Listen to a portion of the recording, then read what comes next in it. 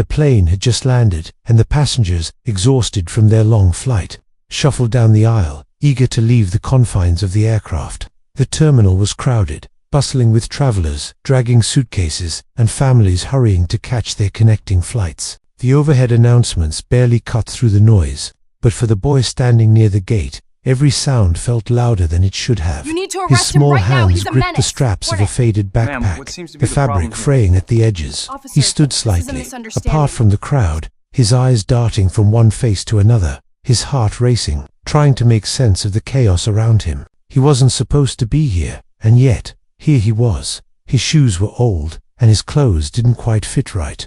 They were hand-me-downs, the kind that didn't match, the kind that only reminded him of how little he had. He looked down at his sneakers, the soles worn thin, and for a moment he wondered if anyone noticed him. He didn't think they did. He had gotten used to being invisible, the kind of person people didn't want to see. But there was one person who saw him, and the way he looked at the boy wasn't one of concern. No, this man looked at him like he was something wrong, something out of place. He didn't just see a kid in need of help.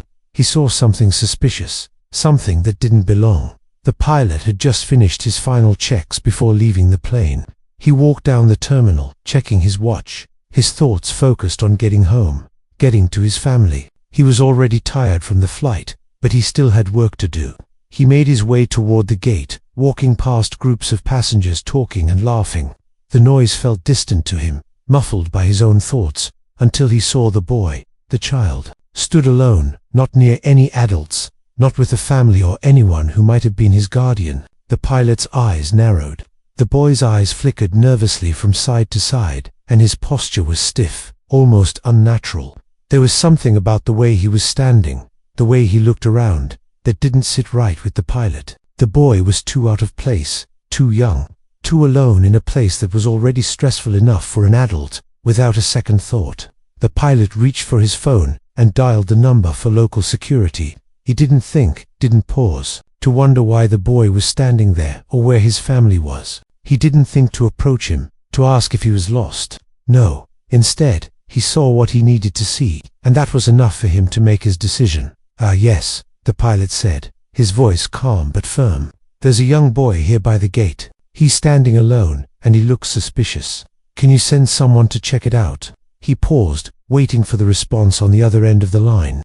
Yeah, I think he might be lost or something. Just thought I'd let you know. He hung up the phone, glancing back at the boy briefly before walking away, pushing through the crowds to head toward the lounge, his mind already shifting back to his own day. The boy was out of his thoughts as quickly as he had been there. Just another inconvenience in the middle of the usual airport chaos. But the boy wasn't out of anyone else's thoughts. The officer who received the call wasn't far behind, his boots clicking against the floor as he hurried toward the gate. The pilot had been vague in his description, but something about the urgency of the call felt off. As the officer approached, he saw the child standing by the terminal, looking even smaller now that he was under the harsh fluorescent lights. The boy wasn't running. He wasn't causing a scene. He wasn't anything other than a kid who had no business being alone in a busy airport terminal. But the officer didn't care about any of that. His training had taught him to be wary, to trust his instincts, and his instincts told him that something wasn't right. So, he approached the boy. You there, the officer said, his voice low and commanding. What are you doing here? The boy stiffened at the sound of the officer's voice. His heart hammered in his chest. He had been waiting, hoping that someone would show up to help him. But he hadn't expected this, not like this. I am waiting for my dad, the boy stammered, his voice barely above a whisper. He didn't know why he said it. It wasn't entirely true. His father wasn't supposed to be here. The boy had no idea when he would arrive. But it was the safest thing to say, the only thing he could think of. The officer raised an eyebrow, clearly skeptical. Your dad, huh? He looked the boy up and down, taking in the oversized clothes, the worn shoes, the way the boy avoided eye contact. I don't think your dad's here, kid. Why don't you come with me? The boy froze, panic rising in his chest. I'm fine, he said quickly, his voice shaking now. I'm waiting. Doesn't look like it. The officer responded, stepping closer. You're coming with me. As the officer reached out to grab the boy's arm, the door to the terminal opened, and a tall man stepped through, his eyes scanning the crowd. The man's presence was immediately commanding. He was dressed sharply, in a suit that looked far too expensive for an ordinary traveler. His hair was neatly combed, his posture straight, and the way he carried himself suggested power, influence, authority. It was clear that this man was not someone to be trifled with. The boy's eyes widened when he saw him, a flicker of recognition in his gaze. "Dad," he whispered, almost in disbelief. The officer froze at the sound of the word. His hand hesitated in midair as the tall man approached, and he suddenly realized the gravity of the situation. This wasn't just any child. This wasn't a lost or confused kid. This was the son of someone important. Someone very important. The man's eyes narrowed, his focus shifting from the officer to the boy, and then back to the officer. "Is there a problem here?" he asked coldly. The words hung in the air, like an unspoken warning. The officer quickly straightened, stepping back as though he'd just been caught in a lie. No sir, there's no problem. I just thought the boy was..." The FAA administrator's voice cut him off, a sharp edge to it.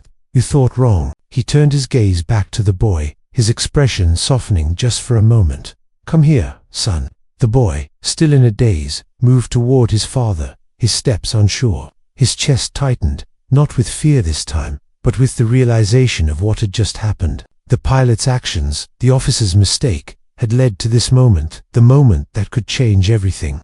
The boy's father stood tall, his presence so powerful that even the officer knew better than to say another word. The FAA administrator turned back to the officer. "I'll be speaking to your superiors about this," he said, his voice dripping with icy politeness. "You've made a grave mistake, and I expect it to be dealt with appropriately." His gaze hardened as he spoke. The officer, now pale, muttered an apology before quickly retreating, leaving the father and son standing together in the terminal. The boy looked up at his father, still trying to understand the situation.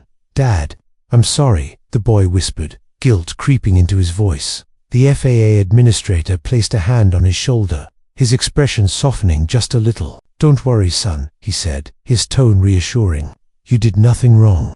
But you need to be careful where you are, especially here. People don't always see things the way they should." As the boy nodded, the pilot, still standing at a distance, felt the weight of the situation settle on his shoulders. He had made a mistake, one that might cost him more than he could ever have imagined. The tension hung thick in the air, and neither the boy nor his father spoke as they made their way toward the exit. But in the back of the pilot's mind, one thought kept repeating: this wasn't over. Not by a long shot. The hum of the airport was almost deafening, the constant announcements over the intercom blending with the shuffling of footsteps as passengers hurried by.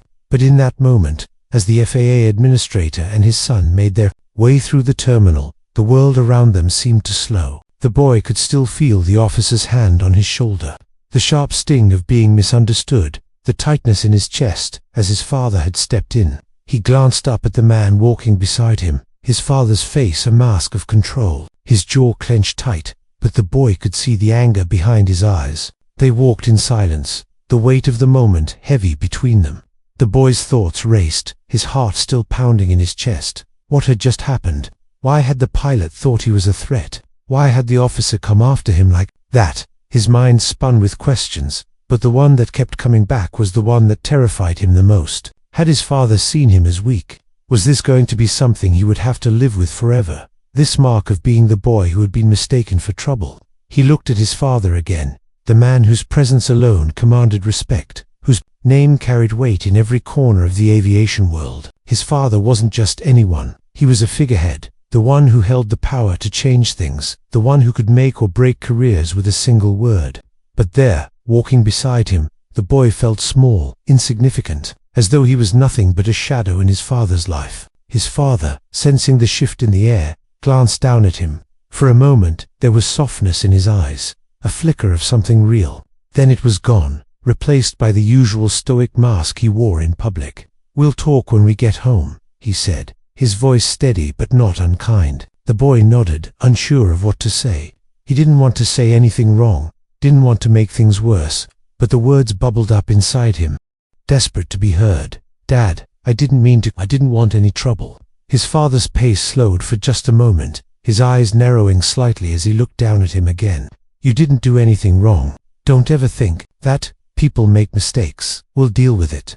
His voice was calm, but there was an edge to it, a hint of something deeper. The boy didn't press him, knowing there was no point in asking more. His father was shutting down. It was what he always did when he was angry. When things didn't go as planned, they reached the parking lot. The boy's thoughts a whirlwind. As they walked to the car, the administrator didn't speak again, his steps quick, his face unreadable. The boy hesitated before getting into the car, unsure of how to sit, unsure of what to do. His father had already slid into the driver's seat, the engine rumbling to life as the boy finally buckled his seatbelt. The car ride was silent, the tension hanging thick in the air. Outside the windows, the city blurred by in flashes of streetlights and passing buildings, but the boy couldn't focus on any of it. His mind was still on what had happened at the airport, the look in the officer's eyes as he tried to detain him, the way his father had stepped in so suddenly. Was this what his life was going to be like from now on? People seeing him as nothing more than a problem to be dealt with. The drive seemed endless, the weight of his father's silence pressing down on him with each passing minute. Finally, they pulled into the driveway of their house, the familiar sight of the large, imposing building offering little comfort. The boy's heart raced as they sat there for a moment, the car idling in front of the house. His father was the first to move, stepping out of the car with the practiced ease of someone used to being in control. The boy followed slowly, the unease in his stomach growing with every step. He had never felt so out of place in his own home. Inside, the silence was suffocating. The boy stood by the door as his father moved to his study, the heavy door clicking shut behind him. The boy didn't follow. He couldn't. He stood there, his hand on the back of the couch, staring at the darkened windows. The feeling of being small, of being invisible, came rushing back. His father was too busy to care about him now, too busy to notice how much this had hurt. Hours passed before the boy was finally called into his father's study. The heavy oak door creaked open, and the boy stepped inside, the air thick with tension. His father was seated behind the large desk, papers scattered in front of him, but his eyes were cold, focused. It was as though the moment at the airport had never happened, as though the boy's presence in his life was just another task to be dealt with. "Sit down," his father said, his voice sharp, and the boy obeyed without a word, sitting across from him, the weight of the conversation hanging in the air. For a moment, neither of them spoke, and the boy could feel the pressure of his father's gaze, but he didn't know what to say. How could he explain how it felt to be treated like that? How could he make his father understand that he wasn't a problem to be solved? He wasn't a burden. But the words wouldn't come. Instead, he just sat there, waiting for his father to speak, waiting for something to change. Finally, after what felt like an eternity, his father leaned forward, his eyes narrowing. "You've got to be more careful. You can't afford to be caught in situations like that. Do you understand?" His voice wasn't cruel, but it was firm, like he was lecturing him on something important. The boy didn't know how to answer. He wanted to say he didn't ask for any of this. He wanted to say that all he had wanted was to be seen, to not be treated like an inconvenience. But his father wasn't listening. He wasn't hearing what the boy needed to say. The boy had always known his father's love was conditional, always, based on what was expected of him, not who he truly was. It was a bitter realization, one that hit him hard in the chest. "I understand," the boy whispered, but the words felt hollow. The administrator studied him for a moment, his gaze piercing. Then he nodded, as if satisfied with the boy's response. "Good. We can't afford mistakes like that again. People will always be watching." The boy nodded again, but this time, it felt different. It felt like the weight of the world was on his shoulders, and no matter what he did, he could never escape the expectations that had been placed on him. His father had never been the kind of man who cared for the details, for the sciences of human emotions. He cared about power, about control. He cared about things that could be measured, and in that moment, the boy realized something that would change him forever. He would never be enough for his father.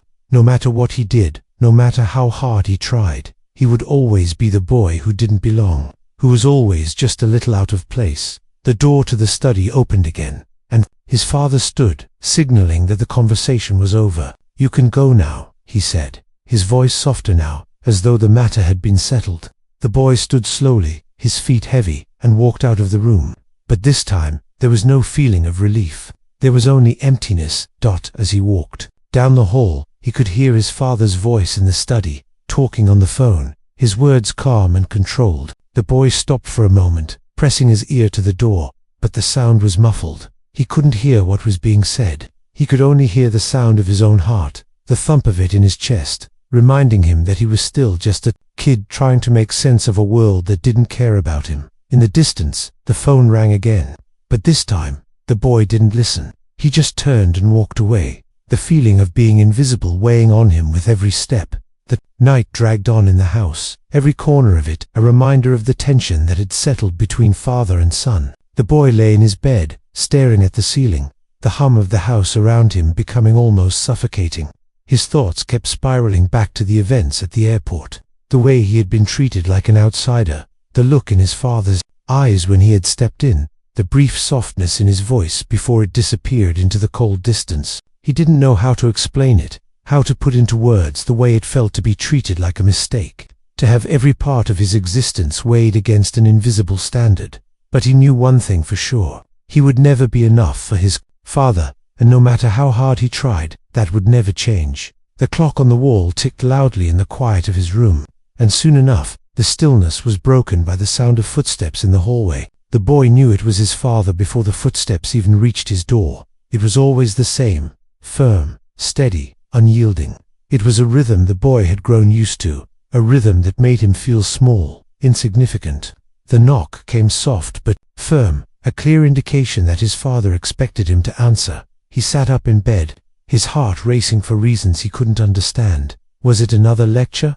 Another lesson on how he needed to behave? Another reminder that he wasn't what his father had expected? The boy didn't know, but he knew one thing for sure. He couldn't take any more of this. "Come in," he called, his voice shaky despite his best attempt to sound calm. The door opened slowly, and his father stepped inside, his face unreadable as always, his posture straight and controlled. He was wearing his suit, the same one he had worn earlier that day, but there was something different about him now, something off. He didn't look angry, he didn't look disappointed, he just looked tired.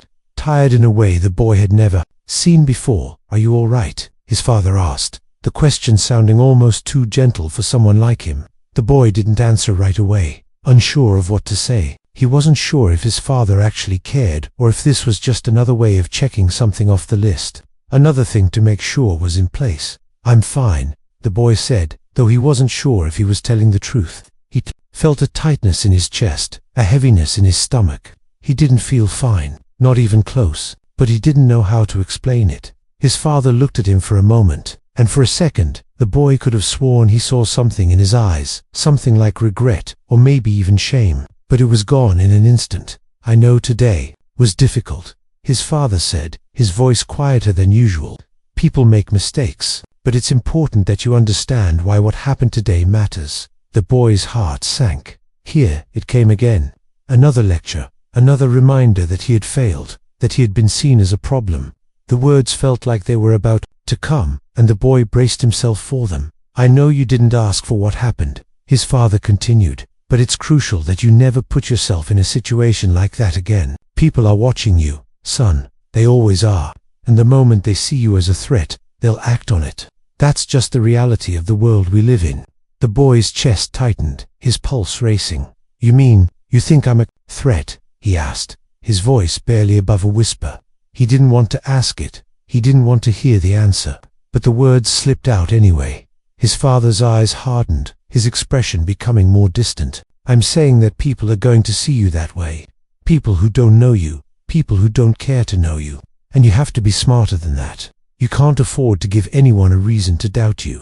The boy's heart pounded in his chest as he processed the words. He wanted to scream, to shout at his father, to tell him that this wasn't fair, that he didn't deserve to be treated like this, to be looked at as someone who needed to prove his worth every second of his life. But he didn't say anything. He couldn't. Instead, he just sat there, staring at the floor, feeling the weight of his father's expectations crushing him, smothering him. "Do you understand?" his father asked, his voice sharp now, demanding. The boy didn't know how to answer. How could he? How could he say he understood when he didn't? How could he agree with something that made him feel like he was suffocating? But the truth was, he knew he didn't have a choice. He couldn't afford to make things worse. He couldn't afford to disappoint his father anymore. "I understand," he said quietly, his voice barely above a whisper. and even as he said the words, he knew they weren't true. His father nodded, his gaze lingering on him for a moment, before he turned and left the room,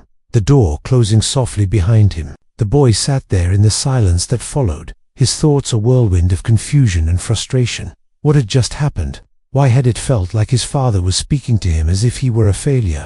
Why did it feel like his father's love was conditional, tied to his ability to meet the standards placed on him, standards that felt impossible to live up to? He stood up from the bed, pacing the room, unable to sit still. His thoughts were spinning, and he couldn't quiet them, couldn't stop them from running wild. What if he wasn't cut out for this? What if he wasn't meant to live up to those impossible standards? What if his father would never see him for who he was, but only for what he could be, what he could become? He walked over to the window, looking out at the night sky. The city lights twinkled in the distance, but all he could see were the shadows, the things that were hiding in plain sight. Just like him, he wasn't the boy his father wanted him to be, and no matter how hard he tried, he was never going to be enough. He ran a hand through his hair, his mind still spinning. The pain of the day, the way his father had spoken to him, the weight of those expectations, it was all too much. The boy's chest tightened, and for a moment, he just stood there, staring out the window, letting the tears come. He didn't want to feel this way. He didn't want to feel like he was drowning in a world that was constantly asking him to be something he wasn't. But that's exactly what he felt like. He was lost in a sea of expectations, drowning with no way to get out. But then something shifted inside him, something small but powerful, a spark of something that had been buried deep inside him for a long time. He didn't have to keep living like this. He didn't have to keep pretending that everything was okay, that he could fit into a mold that was never meant for him. Maybe he didn't have to live up to anyone's expectations but his own. Maybe, just maybe, it was time to take control of his own life. The tears stopped, and the boy took a deep breath, his eyes hardening as he wiped his face. The weight on his chest didn't vanish, but now, there was something else there too, a flicker of determination, something that told him he didn't have to stay trapped in this life of expectations. It was time to make a change. It was time to stop being the boy who was always seen as a problem and start becoming the person he knew he was meant to be. The road ahead would be difficult, the journey uncertain, but for the first time in a long while, the boy felt like he might have a chance at something more, something different, something that was truly his own. The days that followed were a blur for the boy as he tried to make sense of everything that had happened in the last few days. The weight of his father's words still hung over him like a storm cloud, and the feeling of being constantly judged, constantly watched, never seemed to go away. He couldn't shake the sense of being stuck in a cage of expectations, trapped by the walls of his father's vision for him. But he wasn't the same boy he had been before. There was something different in him now. Something small but undeniably spark that told him he didn't have to keep living this way. His father was as distant as ever, locked in his world of power and responsibility, his own agenda always taking precedence over the boy's feelings. The house felt colder now, as though the walls themselves were closing in on him. The boy's every move was measured, every glance from his father sharp and calculating, always looking for some sign that he was living up to the standard, always waiting for him to fail. But the boy wasn't going to fail anymore. He had made up his mind. He wasn't going to live under his father's thumb. He wasn't going to let this be his life. The boy had started sneaking out, going to places where he could be alone, places where his father's gaze couldn't follow him. He would wander the streets at night, his thoughts swirling, trying to make sense of it all. He didn't know where he was going, but he knew he couldn't stay in that house any longer. It felt like a prison, a place where he was always being watched, always being judged. And the more he tried to fit into the life his father had laid out for him, the more he felt like he was losing himself. It was late one evening when the boy found himself at the edge of the city, standing by a quiet park. The streetlights flickered overhead, casting long shadows on the pavement, but there was something calming about the emptiness of it all. It felt like he could breathe here, away from the pressures of his life, away from the constant expectations. He sat down on a bench, his hands resting in his lap as he stared out at the distant skyline, the lights of the city stretching out before him like a sea of possibilities. It was strange. Out here in the quiet, he felt more at peace than he had in weeks. He didn't know how long he sat there, lost in his thoughts, when he heard footsteps approaching. At first, he thought it was just his imagination, but then the sound grew louder, closer. He looked up, half expecting it to be another passerby, someone just out for a late-night walk. But it wasn't. It was his father. The boy's heart skipped a beat, and for a moment, he wasn't sure what to do. He stood up quickly, trying to hide the sudden rush of anxiety that hit him. He hadn't expected his father to come looking for him, but there he was. His sharp eyes cutting through the darkness, his face a mask of control. Just as it always was, the FAA administrator stopped in front of him, looking down at the boy with an unreadable expression. For a long moment, neither of them spoke. The boy felt a knot in his stomach, unsure of what his father was thinking. He had always been good at reading people, but his father was a mystery. Always distant, always calculated. "Why are you out here?" his father asked, his voice steady, but carrying an edge of something concern. Maybe, but the boy wasn't sure. He didn't answer right away, unsure of how to respond. Should he lie? Should he say he just needed to clear his head? But that wasn't the truth. The truth was, he felt trapped in his life, like there was no way out, no way to breathe.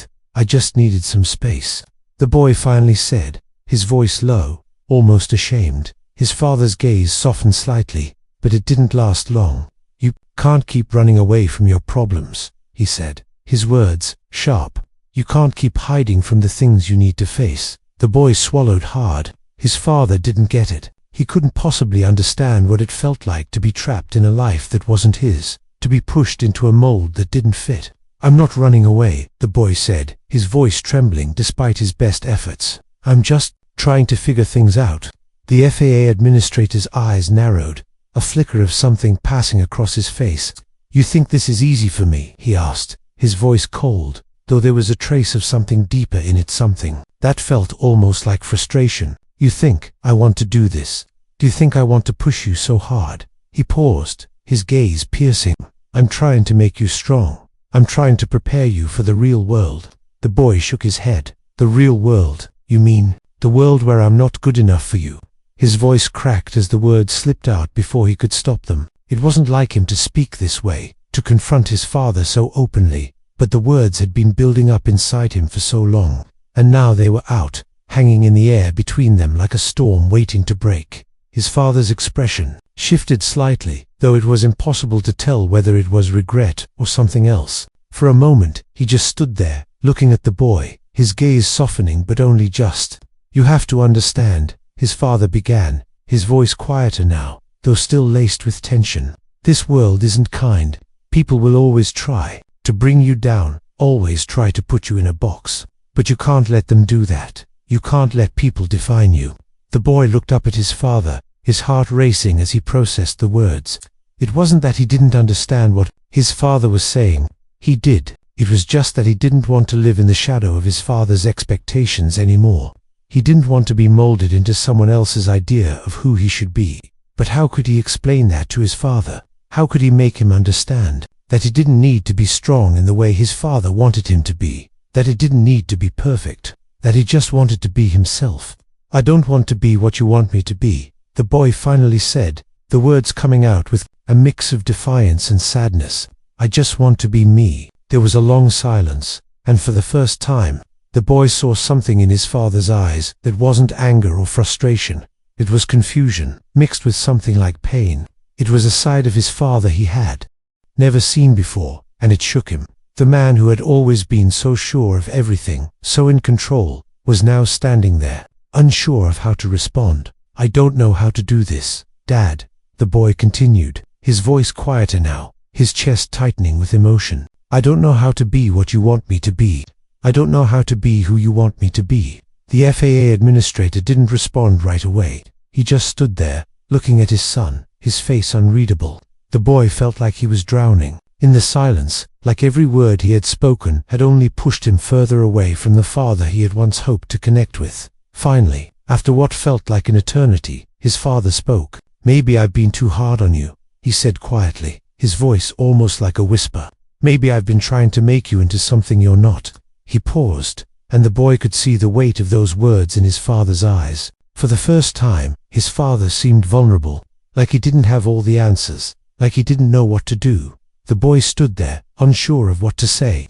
This wasn't what he had expected. He had thought his father would get angry, would lash out at him for defying him, for questioning him. But instead, there was something else, something softer, something more human. "I don't know if I can change everything right away," his father continued, "but I'll try. I'll try to be different for you." The boy didn't know what to say to that. He didn't know if he could believe it. But for the first time, he felt a flicker of hope. Maybe things didn't have to be the way they always had been. Maybe, just maybe, his father could learn to see him for who he really was. And in that moment, the boy realized something. It wasn't about becoming what his father wanted him to be. It was about becoming who he truly was, no matter the cost. "I don't need you to change everything," the boy said softly, his voice steady now. "I just need you to see me. I need you to see me, not some version of who you think I should be." His father looked at him for a long time, and for the first time, the boy saw a flicker of understanding in his eyes. It wasn't much, but it was enough. Enough for the boy to know that maybe, just maybe, things could change. The days that followed the conversation in the park felt different for the boy. There was a sense of change in the air, but it was delicate, fragile, like something that could be shattered at any moment. His father had spoken to him as though he finally understood, as though he saw him in a way he never had before. But the boy wasn't sure what to make of it. Was it real? Was it the beginning of something new, or just another fleeting moment of clarity that would soon fade away? The boy didn't know. He didn't trust easily, and after so many years of feeling like he didn't matter, like he was just a tool for his father's ambitions, it was hard to believe that anything could change. But the boy tried to give it a chance. He tried to let the words from that night settle in his mind, to believe that his father was really trying, that he could change. It wasn't easy. Every time he saw his father in his suit, standing tall and imposing, the boy couldn't help but feel small again, like he was just another piece in his father's grand design. But there were moments, small moments, when their conversations didn't feel like lectures, when the distance between them seemed a little smaller. One afternoon, the boy found himself sitting at the kitchen table, staring at his homework with a sense of exhaustion. He had always been good at school, a model student, but today, nothing seemed to matter. The words on the page blurred together, and for the first time in a long time, he couldn't focus. It wasn't just the schoolwork, it was everything. He felt disconnected, like he was living in a world that wasn't his own, caught in a cycle he couldn't break. His father walked into the room, his footsteps steady, but there was something different in his demeanor today. He wasn't rushing off to another meeting or buried in his work. Instead, he paused by the table, looking down at his son with a quiet expression. "Hey," his father said, his voice softer than usual. The boy looked up, meeting his gaze, unsure of what to expect. "How's it going?"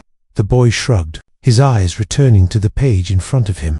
"It's fine," he said, though the words felt empty. His father didn't press. He just stood there for a moment, watching him, as though he was trying to figure something out. Then, unexpectedly, he pulled out the chair opposite the boy and sat down. The boy looked at him, surprised, but his father didn't say anything right away. He just sat there, watching his son in silence, as though waiting for him to speak. Finally, the boy broke the silence. "You know, I don't think I can keep doing this," he said, his voice quieter than he intended. "I don't think I can keep pretending everything's fine. I don't think I can keep being someone I'm not." His father didn't seem shocked. He didn't react in the way the boy had expected. Instead, he just nodded slowly, as though he had been waiting for this moment. "I understand," he said quietly. "I've been pushing you too hard. I thought I was doing the right thing, but maybe I've been wrong all along." The boy felt a flicker of something inside him, hope maybe, or maybe just a sense of relief. His father wasn't arguing. He wasn't dismissing his feelings. He was listening, and for the first time, the boy felt like maybe, just maybe, his father was seeing him as more than just a project. "I'm sorry," his father said, his voice steady but sincere. "I thought that if I pushed you hard enough, you'd grow into something great, but I didn't stop to think about what you wanted, about who you are. I've been so focused on what I wanted for you, that I forgot to see the person you are." The boy swallowed hard, the lump in his throat threatening to choke him. "I don't want to be who you want me to be. I just want to be me. I don't want to keep trying to meet your expectations. I can't. It's too much." His father's eyes softened, and for the first time, the boy saw the vulnerability in them. "I know," his father said quietly. "I know it's been too much, and I've failed you in that way. but I want to change. I want to be the father you need, not the one I thought I should be." The boy felt a weight lift off his chest, but there was still a hesitation in his heart. Was this really happening? Was his father really willing to change, or was this just another moment of false hope? He didn't know. But for the first time, he felt like he could trust his father a little. Just a little, and that was enough for now. "I don't know what this means," the boy said, his voice shaky but strong. "But I can't keep pretending. I just need you to see me. I need you to see who I am, not who you want me to be." His father nodded, his gaze never leaving his son's face. "I see you. I see who you are, and I'm proud of you. I should have told you that sooner. I should have stopped trying to make you into someone you're not. I'm sorry, son. I'm really sorry." For a moment, neither of them spoke. The boy felt like he was finally breathing, like the air around him had shifted. It wasn't perfect. It wasn't everything he had hoped for, but it was a start. And that was enough. The days that followed were different. His father didn't push him as hard. They still had their moments of tension, their moments of miscommunication, but it was different. The boy didn't feel like he was walking on eggshells anymore.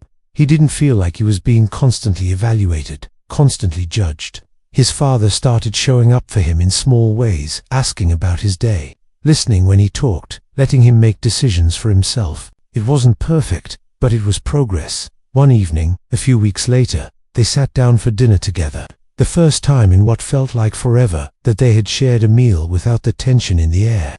The boy wasn't expecting it to be some grand moment, some magical change, but it felt normal. It felt like they were finally connecting, not as father and son with a rigid set of expectations, but as two people who were learning to understand each other. "How was your day?" his father asked, his voice casual but genuine. The boy looked at him, surprised by the question, surprised that his father cared. "It was okay," he said, his voice hesitant at first. But then, something inside him shifted. "I think I'm starting to figure things out.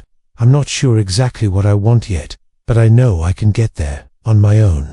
His father nodded, a faint smile tugging at the corner of his lips. "I think you're going to be just fine. You don't need to have everything figured out right away. Life's not like that. It's okay to take your time." For the first time in a long while, the boy felt like he could breathe, like he didn't have to carry the weight of expectations alone. He didn't have to be perfect, he just had to be himself. And that was enough. As the days turned into weeks, the relationship between father and son slowly began to change.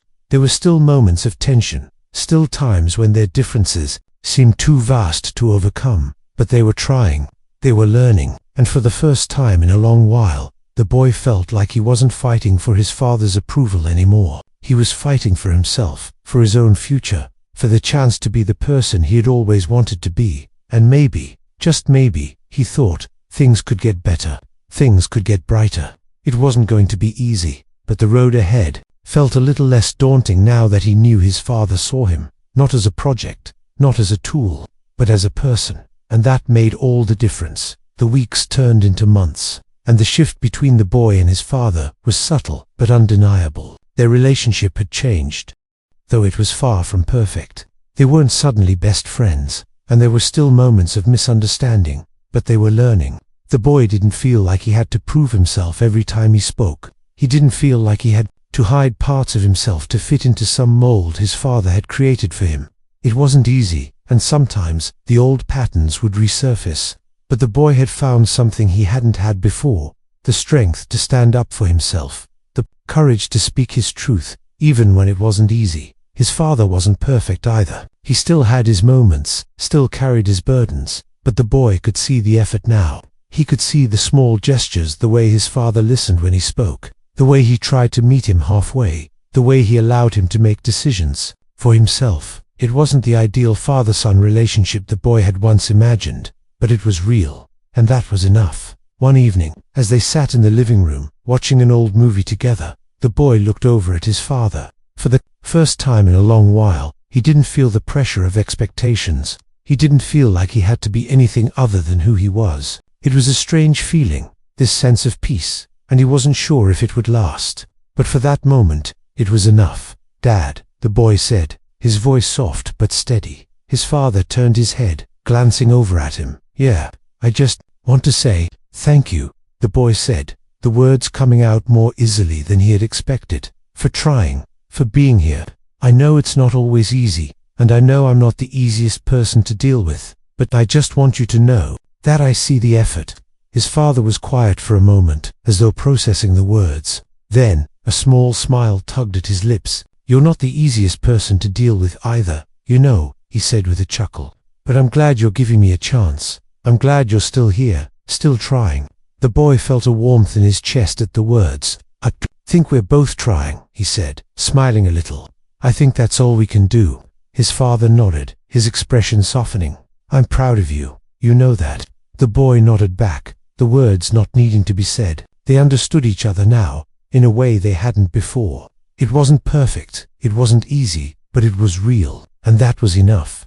But the boy knew there was still a long road ahead. There were still challenges to face, still moments when they would slip back into old habits. His father would still want him to be someone he wasn't, and the boy would still struggle to meet those expectations. But now, there was a foundation, there was a mutual understanding, and that gave the boy hope for the future. The next day, the boy was sitting in the kitchen, eating breakfast, when his father walked in, holding a piece of paper.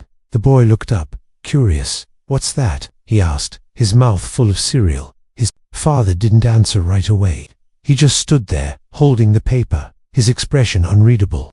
The boy felt a flicker of unease, unsure of what to expect. Finally, his father spoke. It's an offer, he said, his voice steady. I've got a call today. They want me to take on a new project. It's big, it's important. They want me to oversee a major initiative. It's everything I've worked for.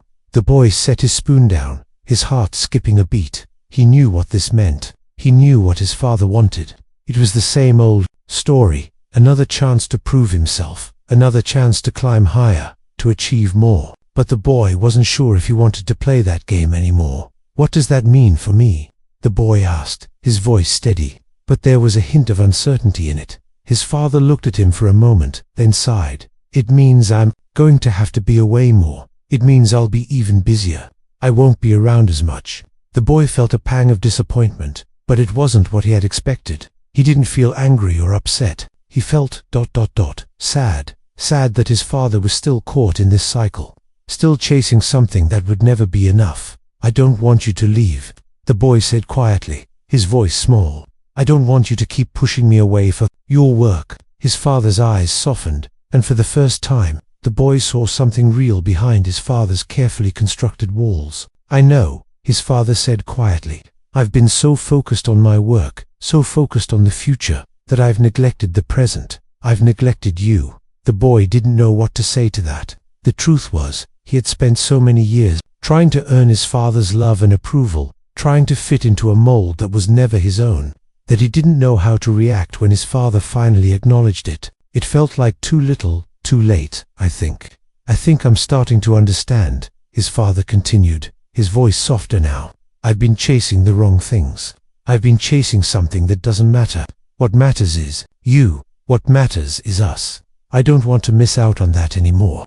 The boy's heart swelled at the words, but it wasn't enough to erase the years of hurt, the years of feeling like he wasn't enough. I just want you to be here, the boy said, his voice small but full of sincerity. I just want you to see me for who I am, not what you want me to be. His father nodded, his eyes softening with emotion. I'm sorry, son. I've been so caught up in my own world that I couldn't see yours. But I see you now. I see you for who you are, and I'm proud of you. I'm proud of the person you're becoming. The boy felt a rush of emotions, but he didn't know what to say. His father wasn't perfect, and neither was he. But in that moment, they were both trying. They were both learning, and that was enough. A few days later, the boy stood in the driveway, watching his father pack his bags for another trip. It wasn't easy, this newfound understanding. There were still moments of tension, still moments when they didn't quite know how to communicate, but the boy felt like something had shifted. His father wasn't perfect, but he was trying. And for the first time, the boy felt like he wasn't alone in his fight for freedom, for understanding. He wasn't alone in this. Take care of yourself, okay? His father said, his voice steady but warm. The boy nodded, feeling the weight of the moment. You too. His father smiled, just a little, before getting into the car and driving away. The boy stood there for a moment, watching the car disappear down the street before turning back toward the house. He didn't know what the future held. He didn't know if his father would be able to change, if their relationship would ever be perfect. But he knew one thing for sure. He had a chance now. A chance to be himself, to define his own path, to live on his own terms. And for the first time in a long while, the boy felt like the world was full of possibilities. The end.